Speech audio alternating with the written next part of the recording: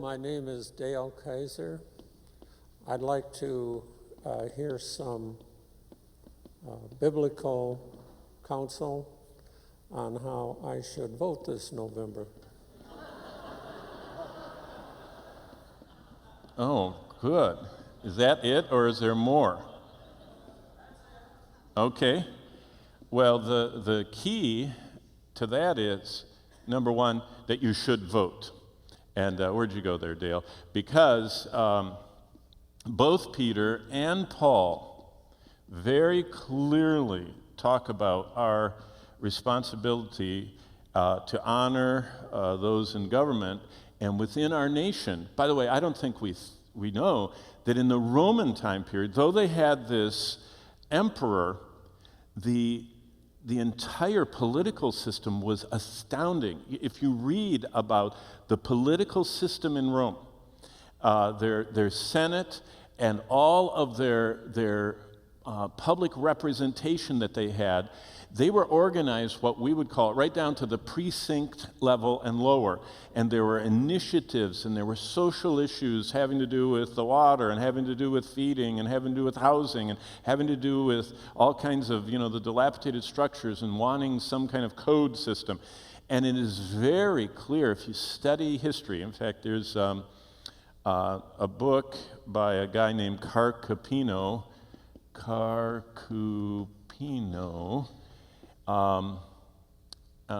He's from either Yale or Harvard, but it's called Daily Life in Ancient Rome. Not a Christian by any means, this guy, just a scholar. But his insight into how active citizens were even in an emperor-led system, and how much Paul was encouraging people at every level of society, that the slaves work for their masters, that the masters are kind to their slaves, that everyone have this respect and honor. Paul never was an anarchist in any way, and Peter follows up with that in his speaking of honor the king and all of those things. So, but how should you vote in November? You should vote, as Paul said, I have a conscience void of offense toward God and toward man. I would say that in November we would have to pick between the lesser of two evils. To put it in the words of my dearest friend, she said, who wants to vote for a playboy with bleached hair? I don't know if you know which one that is. And, that's how confusing it's getting in our society. Because, as opposed to another person who is so, how can I say this without being polemic or partisan or anything else? But if you just, I help people, as they want to know the Lord's will and things, I say, make a list. The Proverbs 3, 5, and 6 list, trust in the Lord with all your heart, lean not to your own understanding, in all your ways acknowledge him, he will direct your paths. You can make a chart, and you can chart out how to discern the Lord's will in something. What I would do in the political spectrum is, I know that there are three parties, but I know very little about the third or the fourth. I heard there might be, I don't know what I saw in the news. But if you take the big two, and first of all, get their official platform and their published platform.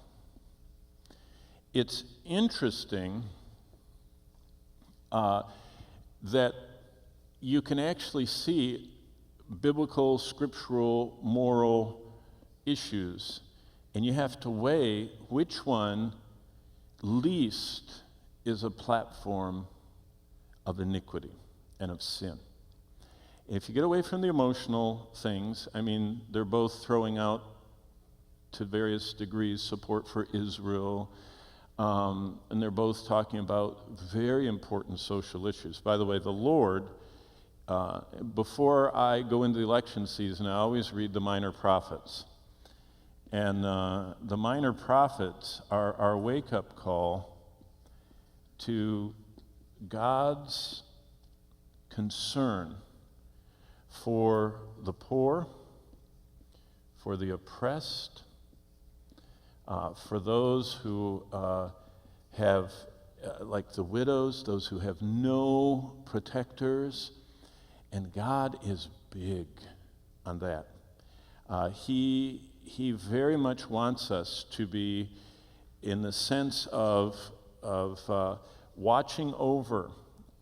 In fact, the Lord says the almsgiving, giving to genuinely poor, and I guess I'm a little sensitive to this because one of our boys works at the Denver Gospel Mission, and just his building, there are 9 buildings, it's the 3rd largest in the country.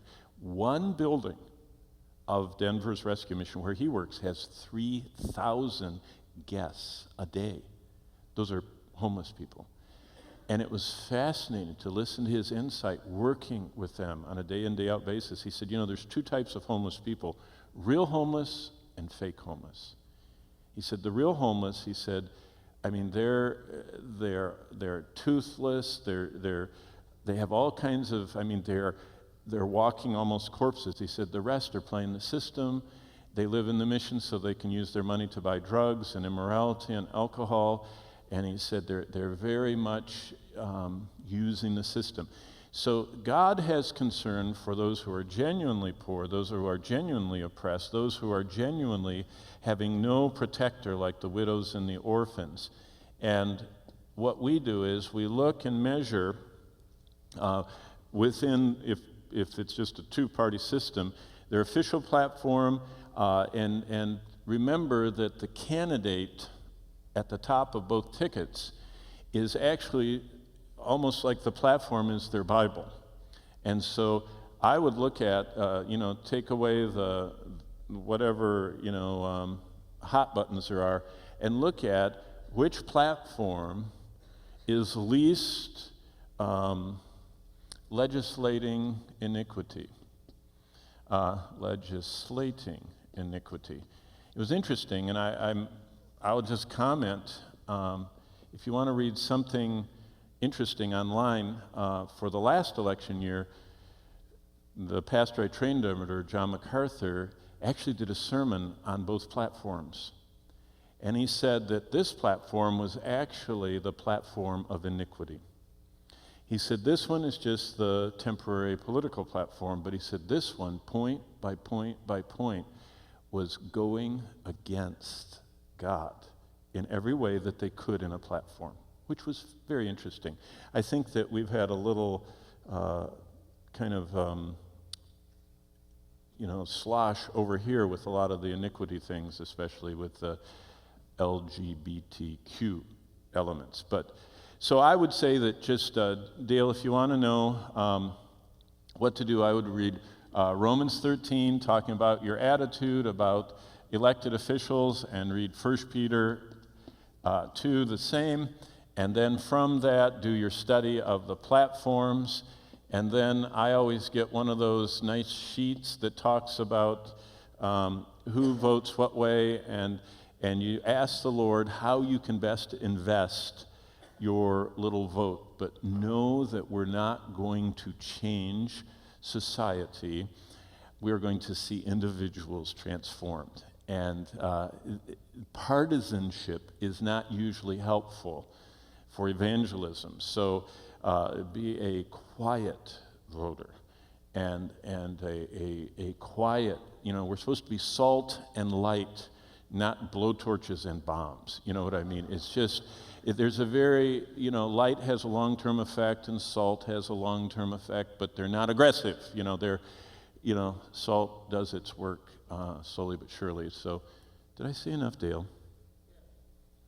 And the idea of being in the process, that Carcapino book, is fascinating, how much people in the New Testament world were involved.